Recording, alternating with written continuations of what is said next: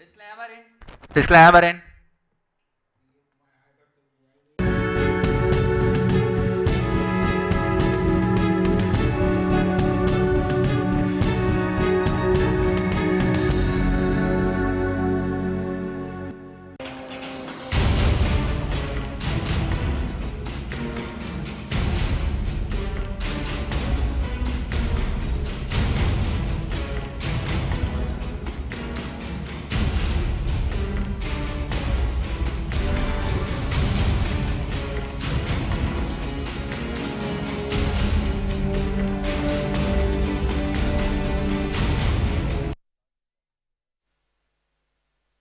अस्सलाम वालेकुम, मैं हूँ रिदा सैफी।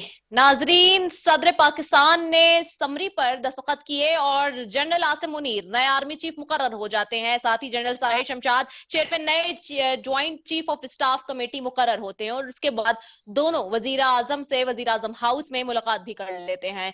तो ये जो चीफ की तैनाती का मामला था, जो पाकिस्तान इस वक्त बज़ाहिर देखने में सबसे अहम मामला नजर आता था, वो अपने पाए तकमील तक पहुंच गया। अब सवाल यह है कि तहरीक इंसाफ जब हुकूमत में थी तब की ऑपोजिशन ये कहती थी कि ये सिलेक्ट होकर आए हैं, इदारों को साथ लेकर चलने वाली जमात, जिसके लिए ये तक अंदाजा लगाया जा रहा था कि वो 10-15 साल मजीद पावर में रहने वाले हैं। मगर अचानक सीन तब्दील होता है और ये हुकूमत घर चली जाती है। जब घर चली जाती है तो साबिक वजीर आजम इमरान खान ने उस वक्त पाकिस्तान के आला इदारों से सवाल किया कि उनकी हुकूमत क्यों गिराई गई और आला इदारों को ही अपनी हुकूमत गिराने का जिम्मेदार ठहराया। उसके बाद उन्होंने ये भी कहा कि अगर गिराई जा रही थी तो रोका क्यों नहीं गया, यानी कि इदारों से ये सवाल किया कि आपने क्यों सियासी मुदाखलत में इंटरवेंशन नहीं की।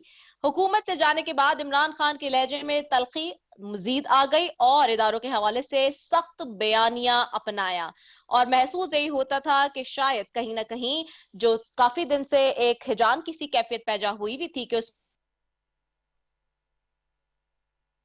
कोई रुकावट डालने की कोशिश करेगी। इस हवाले से ये कयास आराइयां और तबसरे अपने उरूज पर थे, मगर सदर पाकिस्तान ने साबिक वजीर आजम इमरान खान और पाकिस्तान तहरीक इंसाफ के पार्टी चेयरमैन से मुशावरत तो की आज जाके समरी पर साइन करने से पहले, लेकिन समरी पर दस्तखत भी कर दिए।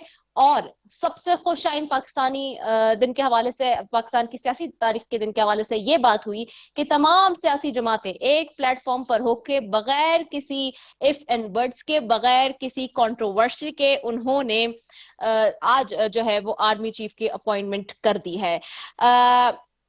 इसी हवाले से फवाद चौधरी ने क्या कहा, आइए पहले वो सुन लेते हैं। ऐवान सदर इस ज़मन में एक ऑफिशियल हैंडआउट जारी करेगा और इस ज़मन में जो उनकी इमरान खान से मुलाकात हुई है उसके पेश नज़र वो उसमें अपना जो मौक़िफ़ है, अपनी जो गुफ्तगू है, वो इंशाअल्लाह ताला दे देगा और इंशाअल्लाह ये तमाम जो मामलात हैं वो आईन और कानून के मुताबिक होंगे।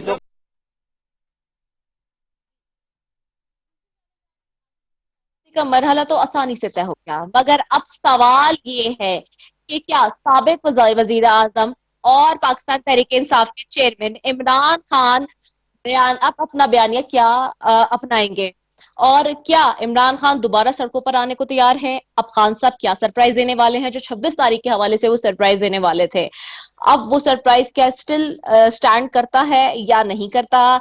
सवाल ये भी है दूसरी जानिब कि सियासी तनाव ने मुल्क को मजीद पस्ती की तरफ धकेल दिया है और सारी जमन में जो मईशत है उसका कबड़ा निकल चुका है। साबिक वज़ीर आज़म इमरान खान हर रोज नए नए मकामात से मौजूदा हुकूमत को ललकार रहे हैं और इदारों से सवालात कर रहे हैं जिन्होंने मुल्क को सबसे ज्यादा लूटा। अब सवाल यह भी है कि मौजूदा हुकूमत की पैसा साजी में होने वाली नाकामी का फायदा इमरान खान साहब को डायरेक्टली हो रहा है और उससे वो कितना फायदा उठा सकते हैं आइंदा आने वाले इलेक्शन में। सवाल यह भी है कि इस वक्त अब चूंकि नई आर्मी चीफ की तैनाती हो चुकी है तो इस्टेब्लिशमेंट क्या सोच रही है और क्या करेगी? क्या इमरान खान तन तना एक ऐसे निजाम से लड़ पाएंगे जिसकी जड़ों में ही करप्शन है और करप्शन ने डेरा डाल लिया है, जिसके हवाले से भी वो बात करते हैं। इस सारी चीजों पर बात करेंगे जी। और आज हमारे साथ पैनल में मौजूद हैं पाकिस्तान तहरीक इंसाफ से उज़मा रियाज जदून साहिबा और मुस्लिम लीग नून से सिद्दीकुल फारूक साहब। आप दोनों को खुशामदीद कहती हूँ। सबसे पहले उज़मा रियाज जदून साहिबा आपकी तरफ आऊंगी। आर्मी चीफ की अपॉइंटमेंट हो गई है तकर्री होने के बाद, अब 26 तारीख का सरप्राइज क्या स्टिल स्टैंड कर रहा है?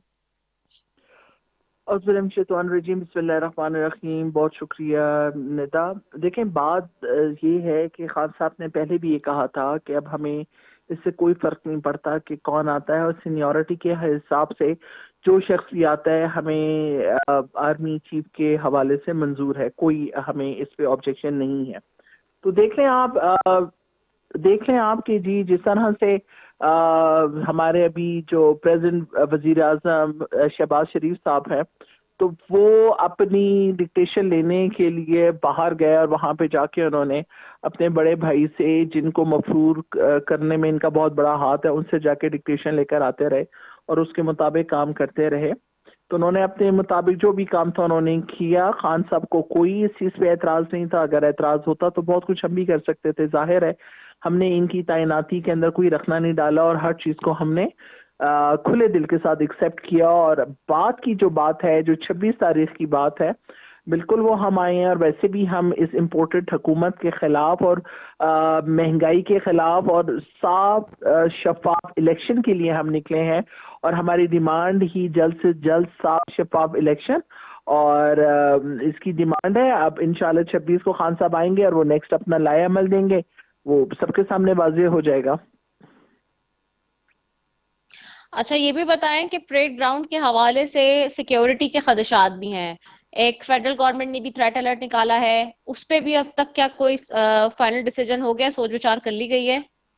देखें जी, ये तो अब फेडरल गवर्नमेंट का काम भी है और कि बिल्कुल वो जो हमारे एक कौमी लीडर के तौर पे इमरान खान साहब उभरे हैं और वो हमारे कौमी लीडर भी हैं, उनकी सिक्योरिटी के हवाले से काम करना वफाकी हुकूमत का भी काम है। और यही बात कि जी अगर ये हमें कहते हैं कि जी वहाँ पे खुदा न खासा दहशतगर्दी का कोई मामला पेश आ सकता है, तो इस वक्त वो तमाम इदारे कहाँ हैं, उन इदारों को एक्टिव होना पड़ेगा। पाकिस्तान की जितनी अवाम खान साहब के साथ निकलेगी उनको सिक्योरिटी इन्होंने प्रोवाइड करनी है और ये इनका काम है। और अगर इनको इन चीज़ों का इत्तला मिल चुकी है कि जी यहाँ पे खुदा न खास्ता कुछ भी दहशतगर्दी का होने का इम्कान है, तो उन दहशतगर्दों तक रसाई हासिल करना और इन खान साहब की सिक्योरिटी को कायम करना और यहाँ की जो